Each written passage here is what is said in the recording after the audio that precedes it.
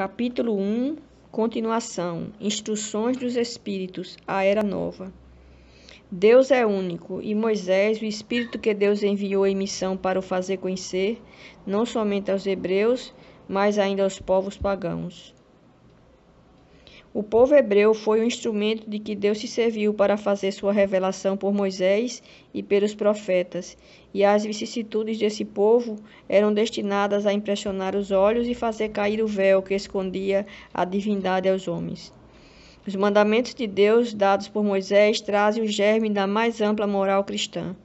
Os comentários da Bíblia limitavam-lhe o sentido, porque, postos em prática em toda a sua pureza, ela não teria sido então compreendida.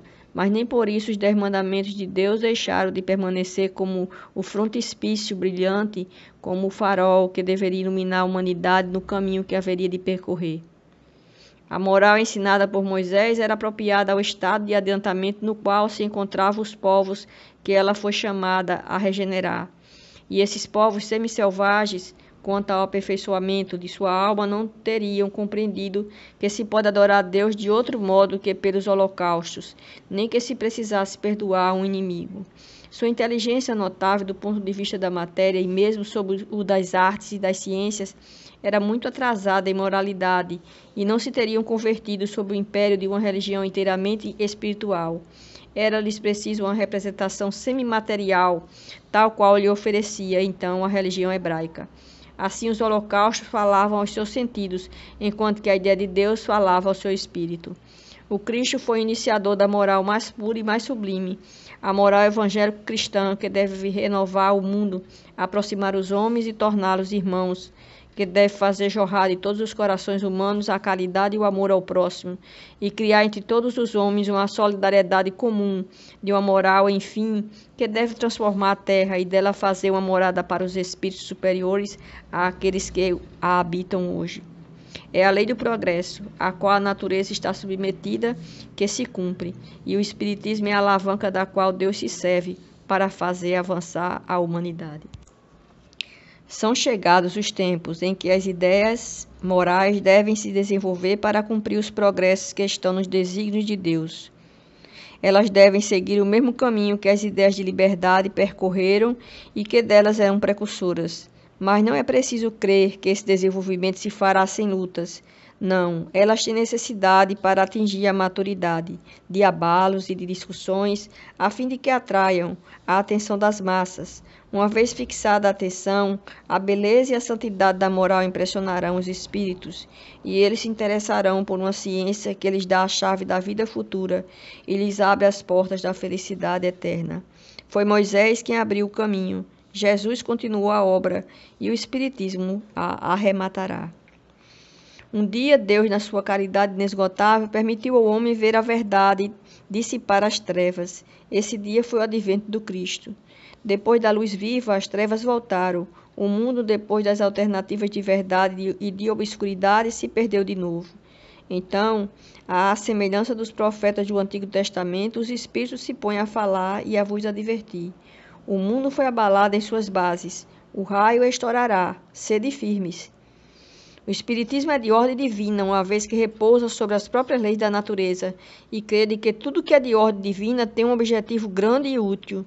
Vosso mundo se perdia, a ciência desenvolvida às expensas do que é de ordem moral, em tudo vos conduzindo ao bem-estar material, revertia em proveito do espírito das trevas. Vós o sabeis, cristãos, o coração e o amor devem caminhar unidos à ciência.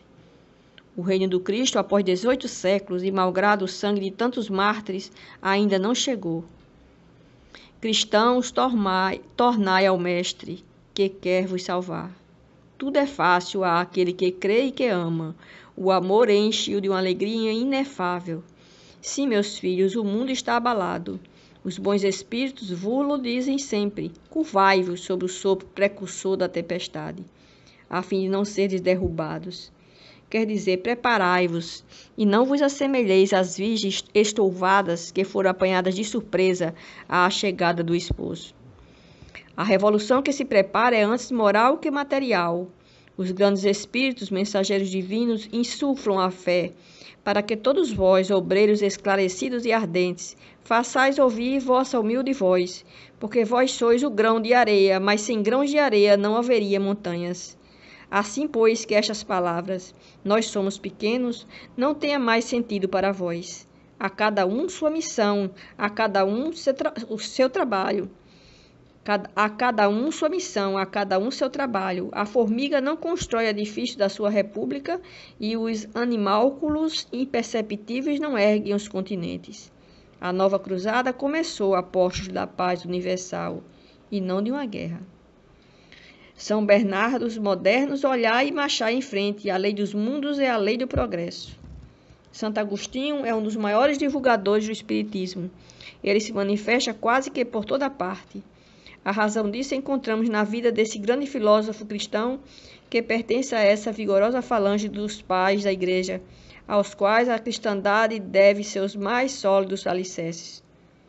Como muitos, foi arrancado ao paganismo, dizemos melhor à impiedade mais profunda pelo esplendor da verdade.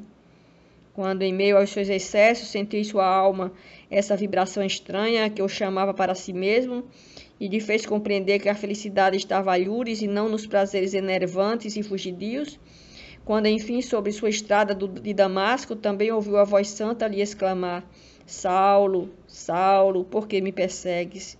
Ele exclamou: Meu Deus, perdoai-me, eu creio, eu sou cristão.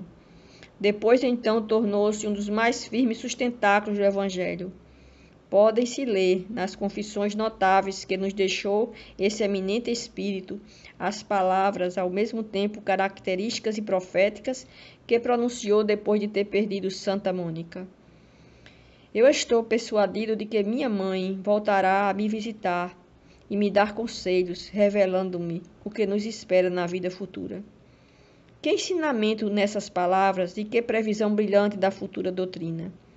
É por isso que hoje, vendo chegada a hora para a divulgação da verdade que ele havia pressentido outrora, se fez dela o ardente propagador e se multiplica, por assim dizer, para responder a todos aqueles que o chamam. Nota: Santo Agostinho vem, pois, destruir aquilo que edificou?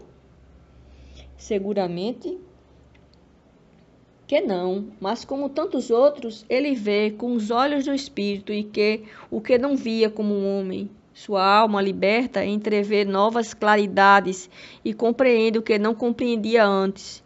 Novas ideias lhe revelaram o verdadeiro sentido de certas palavras. Sobre a terra julgava as coisas segundo os conhecimentos que possuía, mas quando uma nova luz se fez para ele, pôde julgá-las mais judiciosamente. Foi assim que mudou de ideia sobre sua crença concernente aos espíritos incubos e súcubos, sobre a anátema que havia lançado contra a teoria dos antípodas.